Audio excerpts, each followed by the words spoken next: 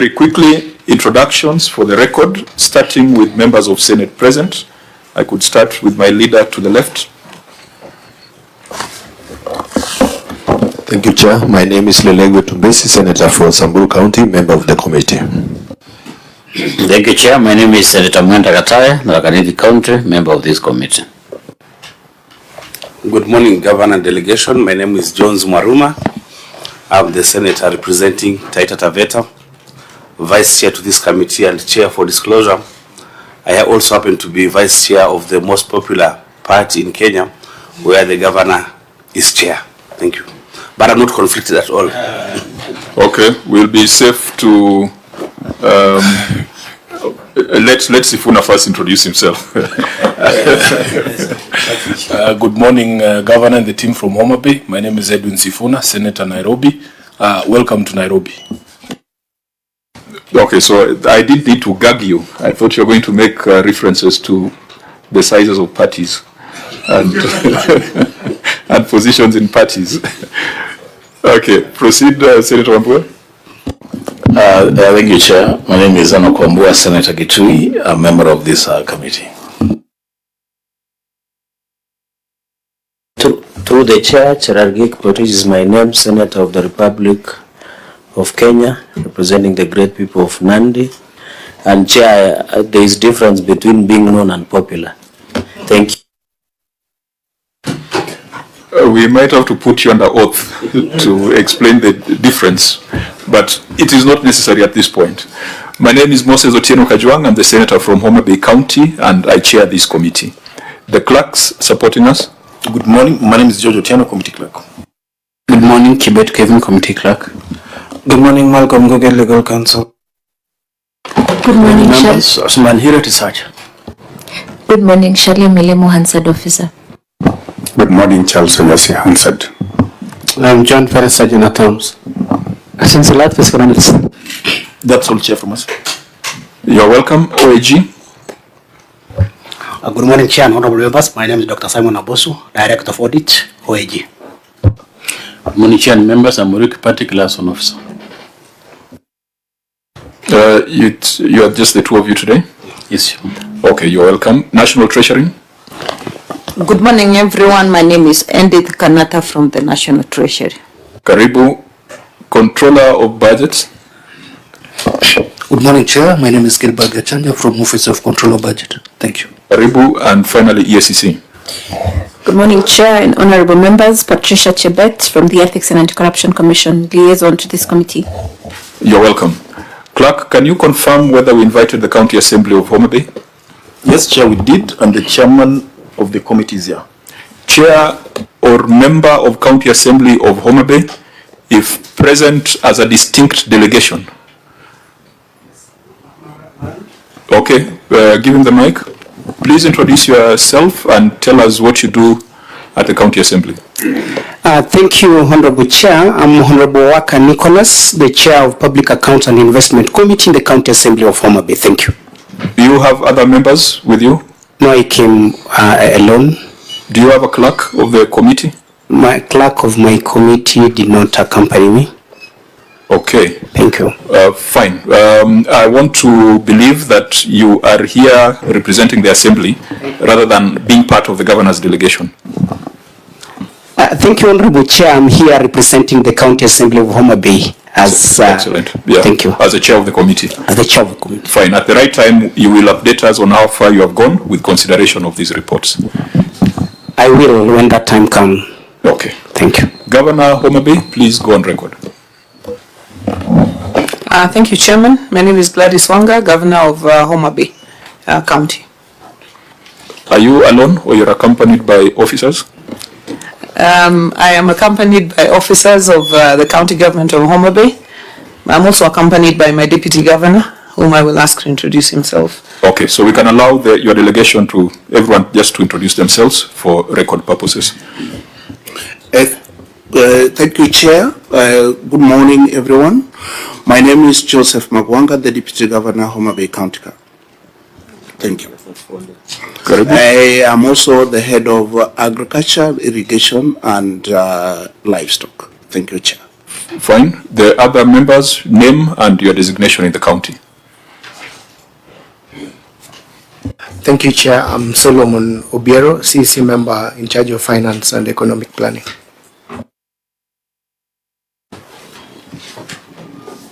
Good morning, Chair and Committee. My name is Alfonso Era, Chief Officer for Finance at the County Government of Homa. Good morning, Chair, members. My name is Frederick Orego, County Attorney, Homa Bay. Thank you, Chair. My name is Professor Bernard Mook, the County Secretary.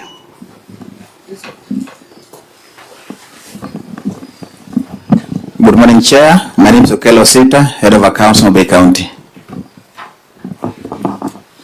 Good morning, Chair. My name is Irene Adika, the Director, Human Resource Management and Development. Thank you, Chair. Honorable members, my name is Rosalie Momolo, CC for Governance. Good morning, Honorable Chair. My name is Grace Masio Sewe. I am the CCM for Public Health and Medical Services. Good morning, Honorable Chair. My name is Malit Sarah. I'm the CCM in charge of the Department of Blue Economy, Fisheries, Mining and Digital Economy in Homa Bay County. Thank you.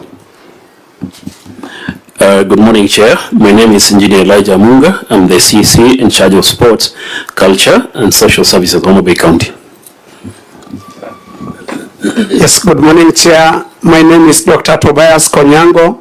I'm the Chair of the Revenue Board of Homa Bay County. Good morning, Chair. My name is John Ongedi, Audit Committee Chairman. Good morning, Chair and the honorable members of the committee. My name is Isaiah Okoto, Chair, Public Service Board, Homa Bay County. Good morning, Chair. I'm Samuel Masiwo, County Manager, Office of the Senator of Homa Bay. I'm not part of the Governor's delegation. Thank you. Good morning, Chair. My name is Dr. Lo Joash, the County Executive Committee member for Trade, Investment, Marketing, Tourism, Cooperative Development, and Youth Affairs, Homa Bay. Good morning, Chair. I'm Dr. John Agili. I'm the CCM member in charge of water, sanitation, environment, energy, forestry, and climate change. Thank you. Good morning, Chair. I'm Martin Opere, the CCM in charge of education, Homa Bay County. Good morning, Chair. My name is Danny Shonyango, CCM in charge of roads, public works, transport and infrastructure, Homa Bay County. Good morning, Chair, and ladies and gentlemen. I'm Dr. Peter Ogola, the CCM in charge of lands, physical planning, housing and urban development, Homa Bay County. Thank you. Good morning, Chair. My name is Stephen Muga, Communications Director.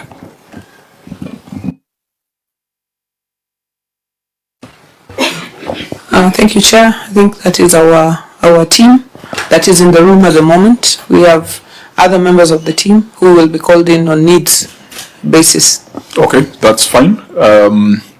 We will, for purposes of managing time, I'm sure my members might want to make some observations about the density of doctors and engineers in the delegation, but that's how Homa Bay is. I think let's proceed to the oathing, and then you can make those observations at that point. So the next order will be administration of oath and tabling of documents.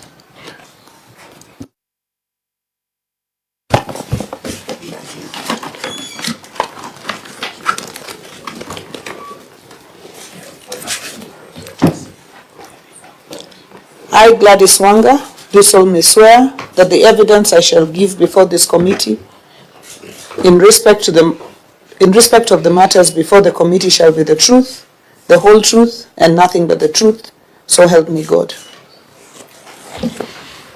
You may table the responses.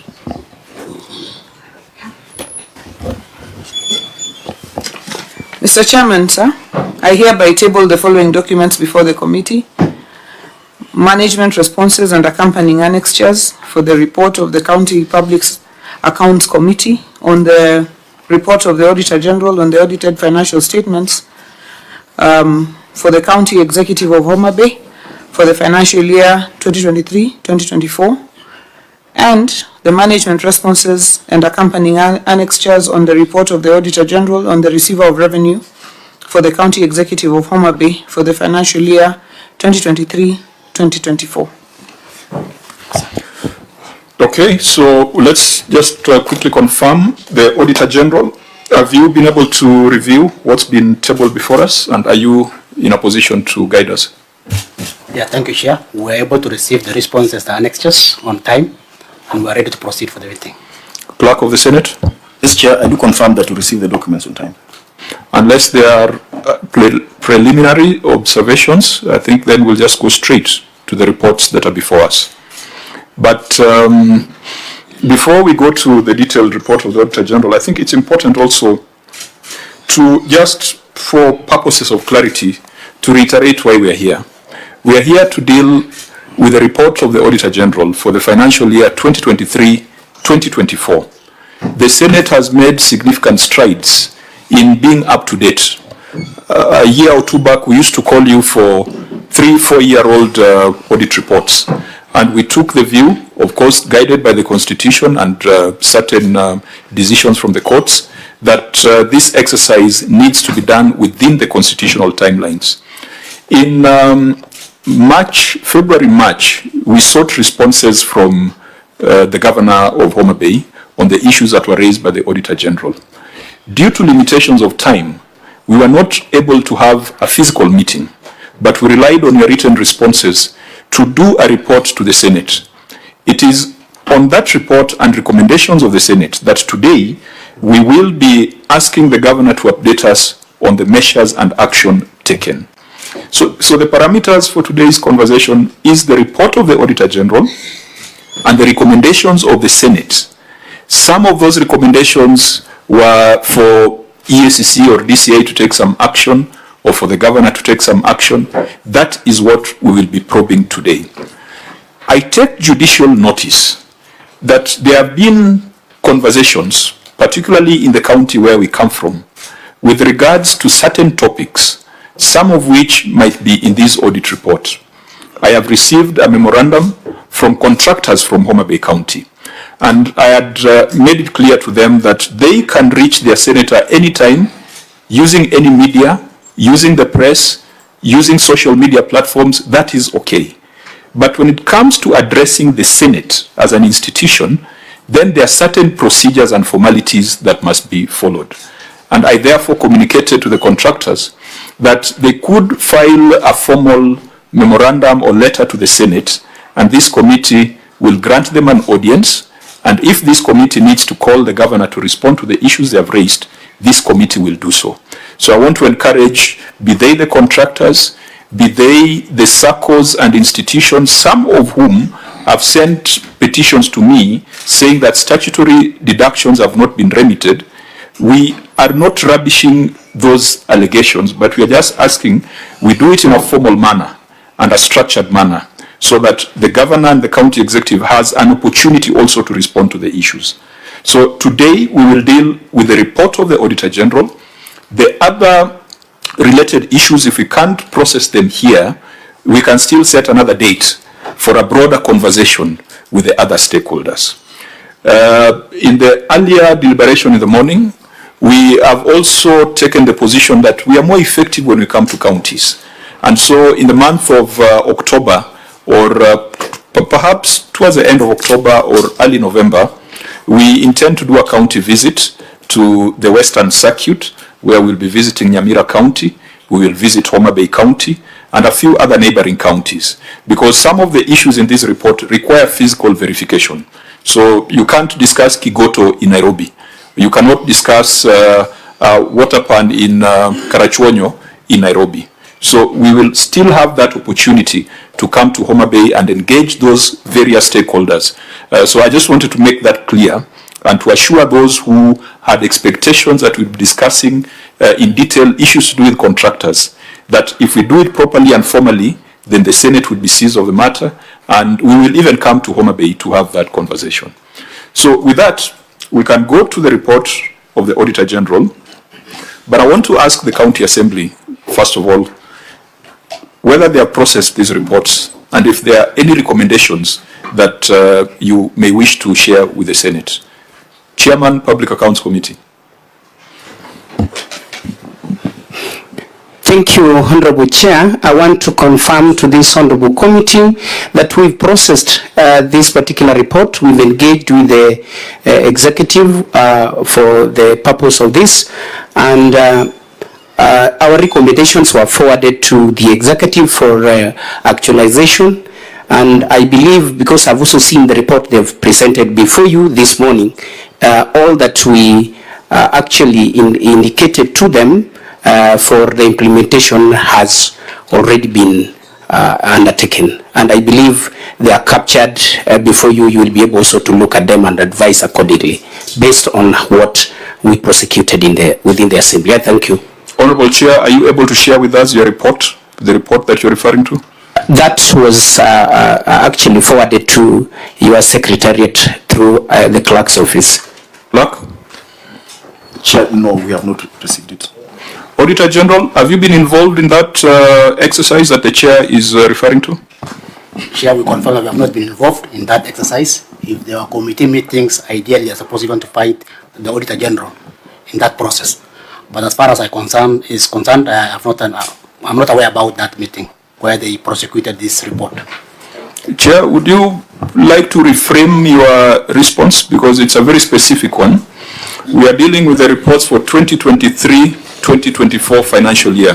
Yes. Yeah, so maybe you might just want to think through it and let us know if indeed your committee has called members of the executive in a meeting where the Auditor General is present and you have generated recommendations that have been tabled in the Assembly, adopted and forwarded to the executive for implementation. That is a process for 2023-2024, leave alone the other years.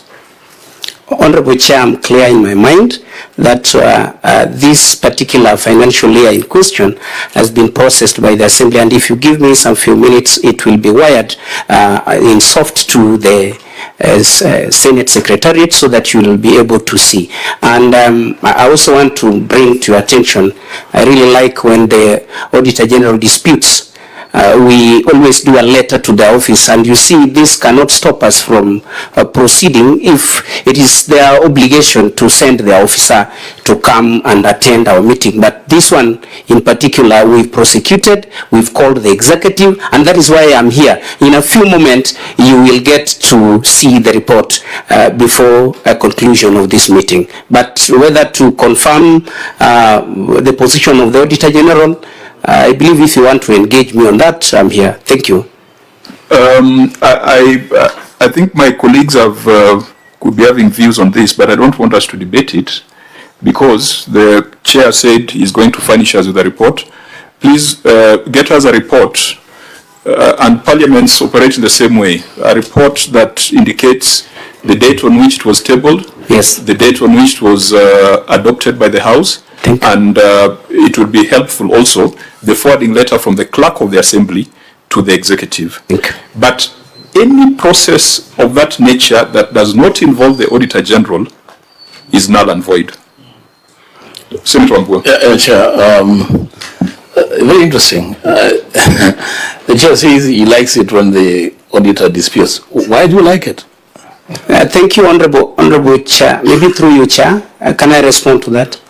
Honorable Chair, I don't know what the standing order states, and you see, when the clerk's office writes to the office of the Auditor General, I don't know whether it is incumbent upon us to force them to attend to our meeting, but you see, what the standing order clearly states is that when we write to them, they are supposed to avail themselves and come and... Chair, let me stop you there. Yes. So that we have this conversation once we have seen the report. Thank you.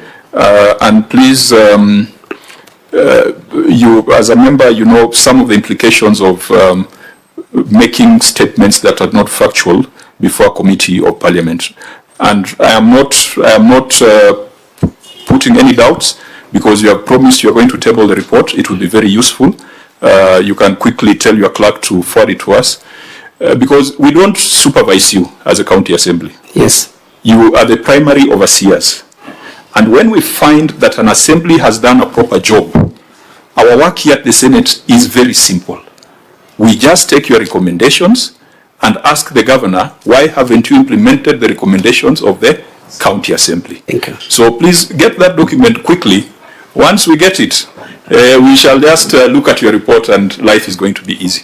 I think, members, we can advise the assembly once that report has been tabled. I know we have a lot of views, but we can do it at that point. But let's remember that that report is a report authored by the Auditor General. And so if you're going to consider it, the Auditor General needs to be present. The Auditor General is a prosecutor. It's their case. It is their report. So I'll be very happy to see that report. I'll be very proud to tell my colleagues that Homa Bay County Assembly is ahead of the rest. So let's get back to the governor and deal with the reports of the Auditor General. There are three reports. There was a County Revenue Fund, the Receiver of Revenue, and the County Executive. We would have started by making some observations on the CRF report, but we shall deal with it once we get the report from the Assembly, because one of the issues that was raised in the CRF report was on the allocations to the County Assembly, and OAG can deal with that once the Honourable Member shares with us the report they have done. We'll therefore go to start with the Receiver of Revenue report. It's a fairly small one. We can dispense with it and then go to the Executive report.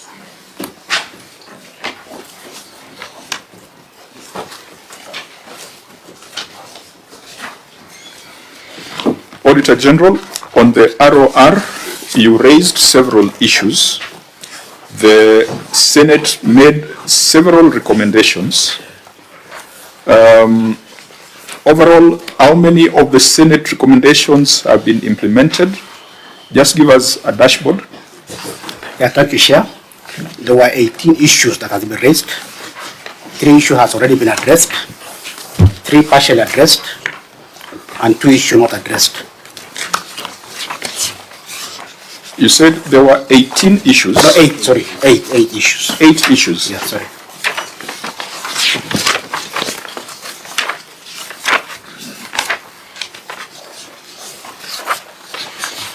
Yeah, so, Governor, because we didn't get to interact with you at the initial responses, where we took only the written responses, you would expect that senators might go back to the financial statements. I hope you have the financial statements.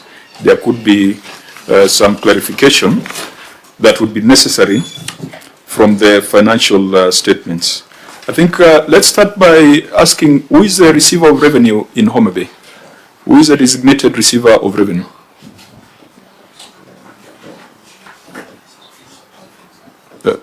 Governor?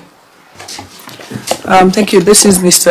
Alphonse Wera, the Chief Officer Finance. The Chief Officer Finance. Yes. Then just the presentation of the financial statements, I see 2 signatories to it. But one is just a signature without a name, without an ISPAC member number. Is this a legitimate certification on the financial statements? And I hope you have furnished the governor with the detailed financial statements. It's extremely important. It's like going to church without a Bible. They're bringing it, Chairman. Yeah. I think this is just an observation. I probably wouldn't make a big deal out of it, even though we have taken a view that if you're a professional and a member of a professional institute, you must comply with the standards within that space. Governor, have you observed the problem? Yes, I've seen this, Chairman. And I think so who's that second signatory? Where it's just you remember we were together in Okoa, Kenya. We were told that our signatures were not valid. So you've got something that looks like an elephant there, without a name, without an ISPAC member number. So if we want to refer someone to ISPAC, how do we make that referral? Chairman, I think this should have been properly signed The signature here, I am advised, is the head of accounts, who is a CPA and with a full ISPAC number. So he should have put his name and his signature on it. So if you are to, if you have some referrals to make, what is the name, full name of this signatory? It's called Stephania Okello Sita. And ISPAC member number? He has to put 30278. Be on record.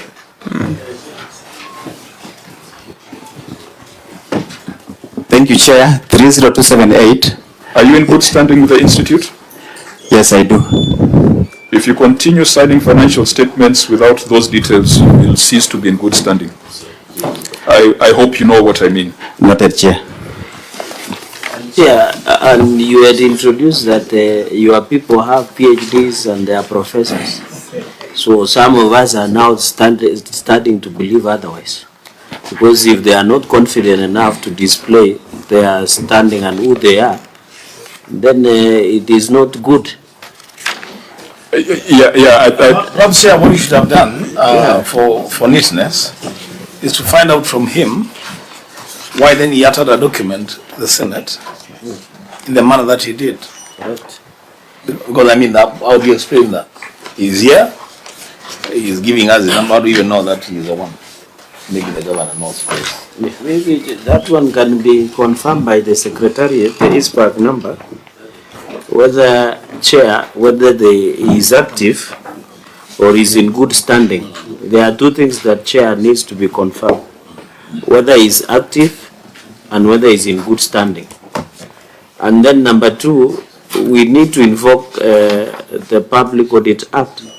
When an officer like Stephania Sita signs a very serious document that has financial statements that is not properly signed, then I think we should not recommend administrative action. I think this is professional misconduct and should be written to the ISPAC for punishment.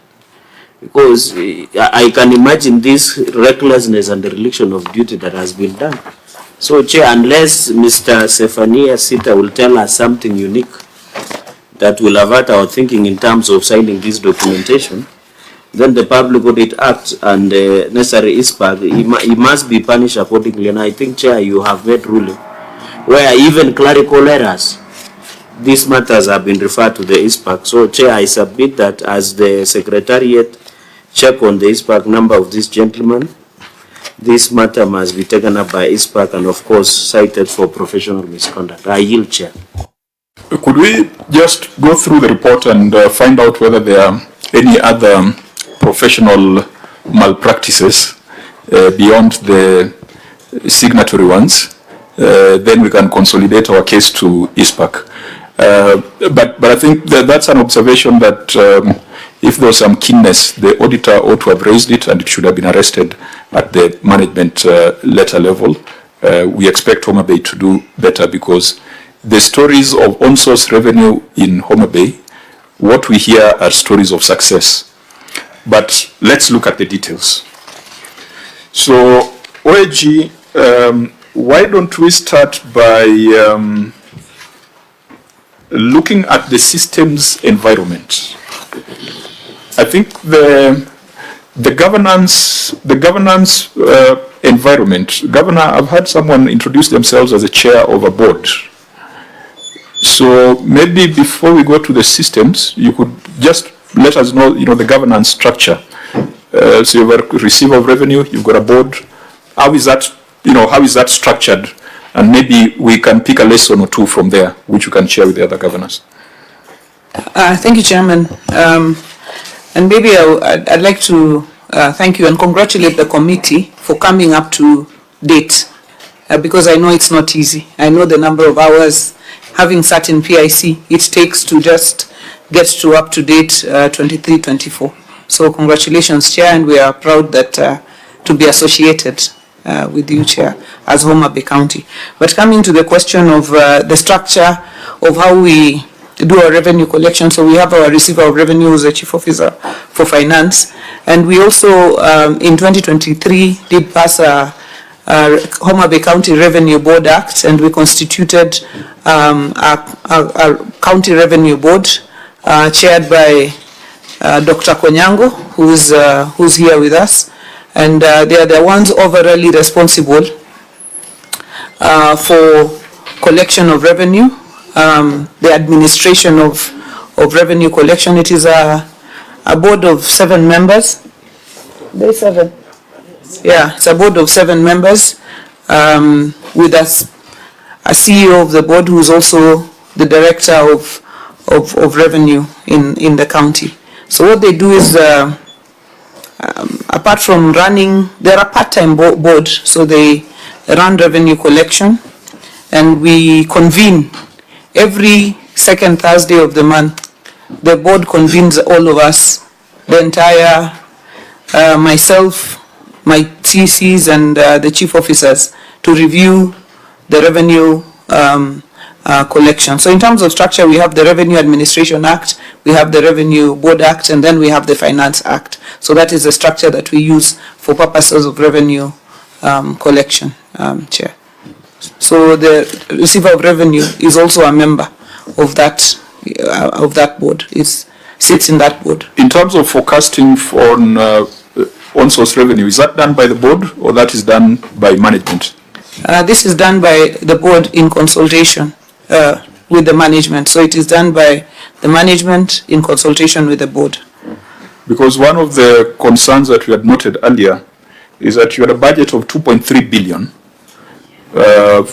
on-source revenue. Of course, it was revised along the way, and you achieved 1.2 billion. And the question that we've always had is that, do we overestimate on-source revenue so that we can balance some numbers, especially the fiscal responsibility numbers? What's the science of budgeting 2.3 and achieving 1.2? Yeah. What is that outlier event that you are anticipating that would grow your revenues by 2 billion in a year? Chair, before the governor responds, perhaps she was anticipating some sort of pandemic in Homa Bay. Because if you look at the numbers here, out of the 1.2 billion realized from as on-source revenue, 841 million is from hospital charges. And that is very worrying to me, because I'm wondering, why do you need a board?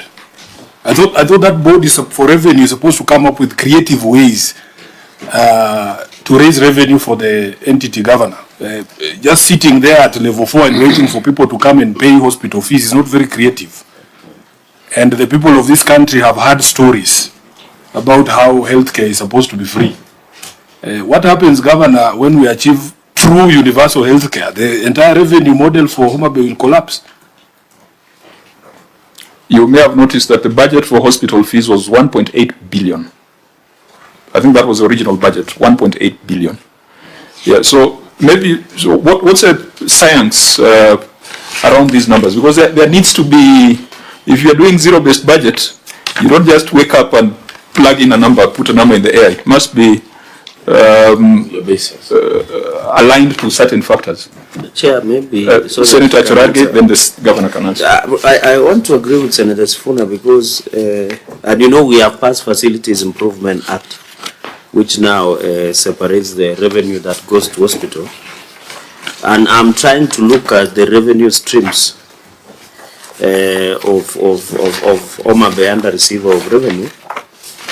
Chair, apart from the revenue that are generated through the hospital,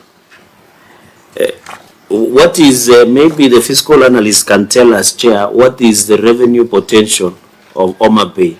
That what is the revenue potential? Of course, as a county of endless potential, what is the revenue? Number 2, Chair, these revenue streams looks like they have not been harnessed. And the projection that there has been consistency in trend analysis looks more cosmetic as opposed as to real on what is happening in terms of harmonizing. So, Governor, this board, since it, apart from just isolate the issue of revenue that is generated by the hospitals, give us what are the total revenue streams and this inconsistency between The financial years that Mr. Alphonse were as analyzed from financial year 2021, 2022, 2023, 2024, and up to 2023, 2024. So that would settle my mind. And maybe before Governor answers, Chair, with your indulgence, maybe the fiscal analyst, I don't know whether Salat is here. Salat is here. You can give us the revenue potential. OSR potential. Homa Bay has really surpassed this revenue potential. The revenue potential for Homa Bay is 1,024,200,000. So they have really surpassed the. Okay. So that assessment by the CRA indicators. So maybe on the other part, on the issue of revenue streams, maybe the governor can tell us and whether all the collection of revenue has been digitized, and whether they own the domain and who runs, or do they pay the agency fees in terms of the running and collection of revenue, whether it is automated, Chair, so that but we really want to know other revenue streams, Chair. I yield. Senator Kata. Thank you, Chair.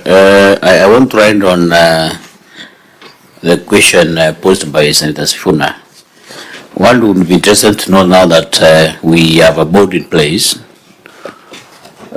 which is supposed to oversee the administration of the revenue and so forth. So away from the other sector, which is coming out very significantly, which is collecting around 841 million, we have some other streams like market dues with very true collection. We have beach fee services, very true collection. So what is the safety story about this board?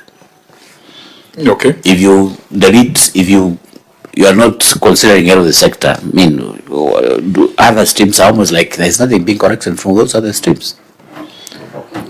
Fine. The question, the last one by Senator Cherargei on systems, because it's a substantive audit issue, we can deal with it by referring to the audit report. But maybe just go back to the issues raised by the senators, and maybe we sound cynical because we are not used to success stories within the public finance space. The PBO is telling us that your revenue potential is 1 billion. You have exceeded it. I mean, it is a kind of, we should be congratulating you, but you need to prove to us those numbers. Your revenue potential is 1 billion, but you had a budget of 2.3 billion. That also brings to doubt the projections from the CRA, because if Homa Bay can project 2.3B and they are doing 1.2B, unless those projections exclude hospital fees, because there is a conversation around hospital fees, whether they should be here, and yet you've got facility improvement financing, which should segregate the numbers. But Governor, you may respond. We are happy to listen to a success story. Thank you very much, Chairman, and I thank the senators for their questions. So Senator Sifuna said if we remove the health sector revenues, will our revenue model collapse? So first I'd like to state that when we came to Homa Bay in 2022-23, our revenue, inclusive of the health sector revenue, was 300, was it 200? Yeah, it was 234 million, which means that... Which financial year is that? That was 2019-20 or 2021-22. 2021-22. So starting from that point, inclusive of the revenue generated from healthcare, we wanted to see how to consolidate our revenue. The revenue... Accuracy. Just on accuracy, Governor. Yeah. I thought the report has been done by Were. Why don't the Governor quote the exact figure, and it is here. This is on receiver of revenue 21-22. This is your receiver of revenue statements for financial year 20, but you have given analysis of 21-22. How much was it? How much? 311,995,474. 21-22. Okay. And then in 22-23 is 859,454,023. And now in 2023-2024 is 1.2 billion 495,830. Thank you. Yeah, but it demonstrates what you're saying. So I think the point I was trying to make there is that inclusive of the healthcare revenue, the revenue was still performing very, very low. So one of the things we had to do within our facilities is to see also how do we consolidate the revenue, because this revenue goes back to provide healthcare to the people. So so in the first place, our revenue improvement plan had to include our health sector revenue, because we felt there was also something going on there that we could work together to improve. And that is why we moved it from the 311 and to 2022-2023. 2022-2023. It was 600 and 859. So Senator Sifuna, even working within what we have, even in terms of healthcare revenue, there has still been significant improvement even in that sector alone. And that improvement reflects then on the level of service within the facilities. Then coming to the other revenue streams. If you look at land rates, for example, actual revenues in 2022-2023 was 5.9 million, and then actual revenues in 2023-24 was 8.3 million. That is for land rates as an example. If you look at single business permits, in 2022-2023, there were 61,770,000. If you look at 2023-2024, we moved from 61 million to 99 million. And in 2024-2025, we are at 101 million. So we have, because of the revenue administration measures, including the board, we have had improvement, not just in the health revenue, but in all our revenue streams, because of the order that has been created. Governor, you might be looking at a different document, because mine is 64 million for 2022-2023 for single business permits. Yeah, the report that I have here is 61 million. What you have is? 22-23, yeah. 64,744,620. And 23-24? 101. We don't have the 90 that you're speaking of. I think your team should point you to the statement of receipts and disbursements under the receipt of revenue statement. Because that's a report, that's the basis of the audit report. It bears the numbers that Senator Sifuna is. And Governor, the reason why I am expressing concern personally, and you see the chair was prodding me to say my other title, I didn't want to say it. But now I have to say it, the SG of ODM, a party that has committed that when we take power, there will be free healthcare. And the people of Homa Bay will not be paying anything at level 4 hospitals. That will take away 70% of your revenue. That's the concern we were raising. Secondly, Governor, address these landing fees. If in my head I get it correctly, are these beach landing fees for fishermen? This is beach landing. Yeah, so it is a bit odd that a county that is known for fishing and its beaches is making less from landing fees than veterinary services. Yeah, thank you, Chairman. Let me answer the question on healthcare by saying that even the monies that we are raising currently from health, they are not out of pocket expenditure. They are insurance. They are from payments from SHA. They are payments from insurance.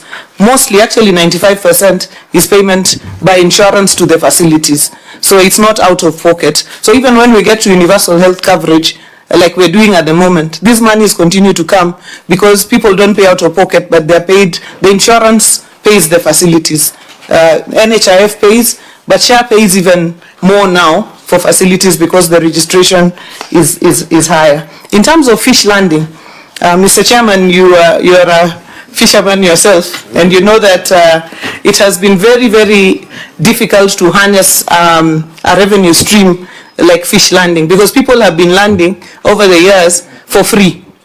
So these are streams that we are introducing, and we are working day and night with our beach management units to try and get them to help us to get these fish landing fees. So fish cess and fish landing are streams that have been nearly non-existent, but they are streams that we are harnessing slowly. But you know that with the protests that we had, it has been very, very difficult to introduce taxes that did not exist well, because people are very, very jittery about paying new monies. But we are discussing constantly. Even when you look at the fish cess, it is some of the things that were very, very low, but we are growing them, and we are growing them slowly. But we have them as streams because we want to grow them. But you can't grow them alone. You can't be at the beaches and everywhere. You have to grow them in partnership with the beach management units. Those processes sometimes do take time. But Chairman, the point I was making is that overall... Maybe before you lose it, because as you have said, I'm a fisherman. This committee would not be the one to advocate that you put some tax for boats to land on beaches that existed even before Kenya became Kenya. But your receiver of revenue should have pointed you to a stream called beach service fee, which fetched 10.9 million, where there was a growth from 7 to 10.9. So I think the BMUs underassess. So the BMUs are paying something. Let the message not go out that the Senate is asking for enforcement of landing fees for boats. That will be, there'll be an uprising.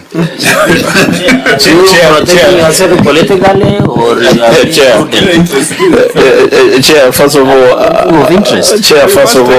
protect indigenous communities. The governor, Chairman, is more political protection as opposed to. Chair, I think the governor has, well, in a way, outed you.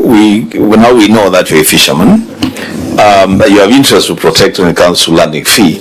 But I think the bigger question, Governor, is, Governor, yes. I think the bigger question is, does it concern you and your government that 70% of your own source revenue comes from a single stream?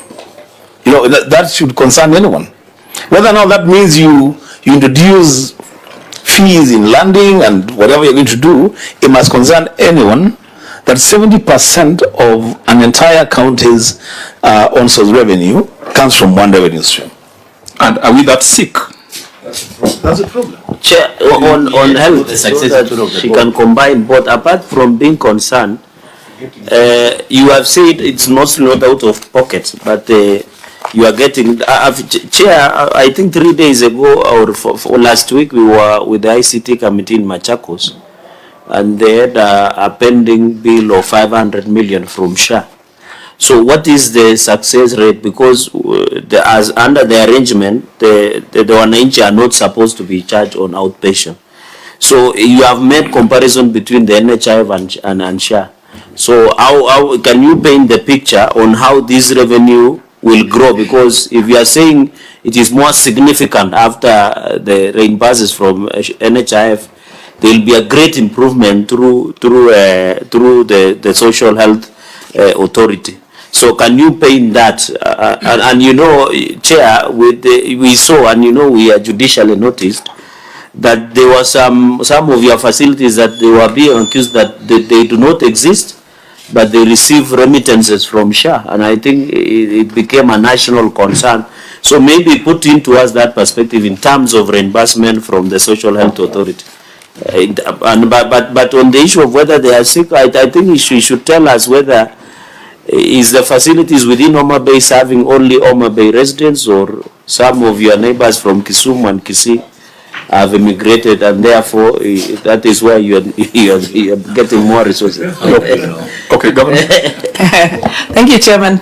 Chairman, I think I just wanted to state that the growth in revenue within health is become as a result of tightening a lot of things within the sector, the health sector, and also putting our eyes as a government on the health sector revenues and making sure that we have no leakages there, and that the facilities are facilitated to be able to make their claims and do everything, and we're also registering. We moved our registrations, for example, from 6% to 19% when we were still in NHIF, and now to 49% when we have moved to SHA. So that has been the push. Are we concerned that 70% of our revenue is from health? Yes. We want to diversify our revenue streams. So we have been working, for example, on our land revenues, digitizing of our land records and linking it up to the revenue system. And that also I would like to answer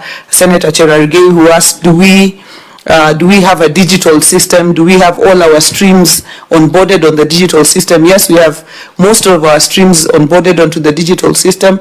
Land was one of the later ones, but land in the last couple of months we have also been able to now link up land. So one of the streams that we are putting all our eyes on in this coming financial year, is the land rates revenues, because these are revenues that are there, and if you go after the owners of the land, then they can be able to pay both the arrears that they hold and also the current revenues. That can be able to push. We have pushed a lot our single business permits. As you saw, we have had quite a bit of growth from about 64 to 101 million within one financial year. That's no mean feat.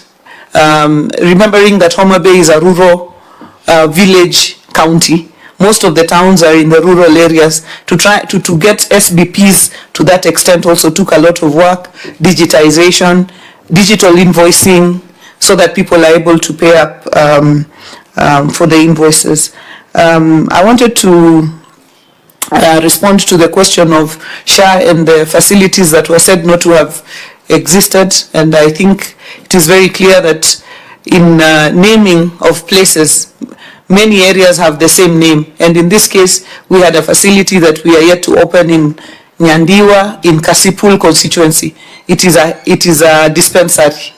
And then we have Nyandiwa Level 4 Hospital, which is in Suba South, which is a facility that has been in existence since the 70s. So apart from the political spin that the issue got, these are two distinct facilities, and recently we received the Health Committee of the National Assembly that came and saw both the facility in Kasipul and the facility in Nyandiwa, and the kind of work that the facilities in Nyandiwa has done, even with their FIF, they were very, very impressed at the improvements that have taken place in the real Nyandiwa. But I think there was a political spin to it. I just wanted to make that clear since Senator Cherargei raised it.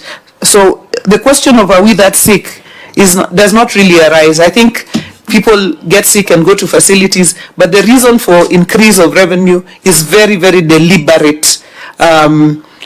Very, very deliberate in terms of getting our revenue collection and administration in order. And Chairman, there was a question you asked earlier about how do we project, and I wanted the Chairman of the Revenue Board, who's also a long-standing retired from KRA after serving there for over 30 years, to maybe just make a short response of how do we project our revenue and how did we result in an over-projection that fell short. Okay, before that interjection, let's hear from the Vice Chair and Senator Sifuna. Yeah, thank you, Chair. I'm looking at note 12, and I got interested on this revenue stream on conservancy administration, which increased from 1.2 million to 12 million in 2023-2024. And when I look at page 11 of the statements, that conservancy administration, the major increment was as a result of liquor licensing. That is on page 11, up there, which increased from 350,500 to 10.9 million. What was happening before, Governor? Does it mean that there were no licenses or liquor licensing in 2022-2023? So much so that maybe because of a law or just enforcement, we got this increment from 350 to 10.9 million, just for my curiosity, Chair. Okay. Senator Sifuna. Yeah, Chair, first of all, Governor, the SHA itself and the Ministry of Health has admitted that there were ghost facilities that were actually receiving payments. So it is not very fair to say that it was just about politics. The government itself has admitted that there were facilities that were getting payments from SHA that do not exist. There was also a list of facilities that was put out, that was banned. And one of the things the ministry explained is that people are registering names of facilities that are so close to each other. That is how they are facilitating the fraud. So the suspicion of Kenyans really was to seek answers, not to say that it was about politics. But I wanted to understand, ordinarily, just for the perspective of people who are not fishermen, like the chair, how much do you charge for these so-called landing fees? Because I want to understand something, Chair. How much is it? Okay, as the Governor responds, I think we, on the efficiencies or inefficiencies of SHA, the person who should be sitting there is Aden Duale. Unless, Governor, you want to defend Duale's issues, just deal with your issues in Homa Bay. To avoid a very broad conversation that will take us to an area where you do not have subject matter expertise. I think what Senator Sifuna said is a fact, and it is not only happening in Homa Bay, it's happening across the country. I think for SHA, let's go back to how your numbers will look like with the introduction of SHA. I think that's an important thing for us to understand from Homa Bay. Sure, you made me forget one other thing. In the disclosures themselves, if you look at note number 8, which covers the hospital fees, Governor, you have attributed the bulk of the money from, in terms of the income for the facilities, to payments from insurance and SHA. Now, you have only disclosed level 4 hospitals. Are you saying these are the only hospitals that are paid by SHA in the county? Do you have any other levels of hospitals? And where is the revenue from those? And I think what we have seen in that kind of disclosure is that you indicate whatever rebates came from NHIF, whatever rebates came from Linda Mama when it used to be there, and whatever was collected from facilities. In this case, you have not provided that breakdown. So it's very difficult to establish the facts around what you had said. Could you deal with the liquor licensing? I know this committee has processed that matter in the past, but just put it on record. But help us understand, now that SHA has been introduced, because people think that there'll be no payment at the hospital, but then there are certain rebates that are coming. Will those rebates come back to the 800 million that you have been collecting previously? And then we'll allow the chair of your board to tell us about the budgeting process. Thank you, Chairman. In terms of liquor license, you remember, Chairman, our first meeting in KICC, one of the things we were put to task on is whether we had mapped our facilities and whether we were, ready to push an improvement in that particular revenue stream. And we assured you that by the September of that year, we were going to have fully mapped our liquor facilities, and that was going to result in an improvement. So we mapped all our facilities, and we also mapped them to the system. So we have been able to push increase in liquor licensing by mapping all the liquor facilities, and also through the support by the Revenue Board and the reviews, the monthly reviews of what revenues we are receiving. That is what has resulted in that push. And that push is not just in liquor alone. If you look at the revenue streams, you will see that majority of them, just by leadership, monitoring, and efficient revenue management system and digitization, you're able to see much more revenues. Chair, we are not where we want to be in terms of revenue. We have room for improvement, and a lot of it. And we are daily working on that room for improvement. We are daily improving our revenue, and when we come back for 2024-25, you will see that a lot of the streams, again, we have moved further than where we were.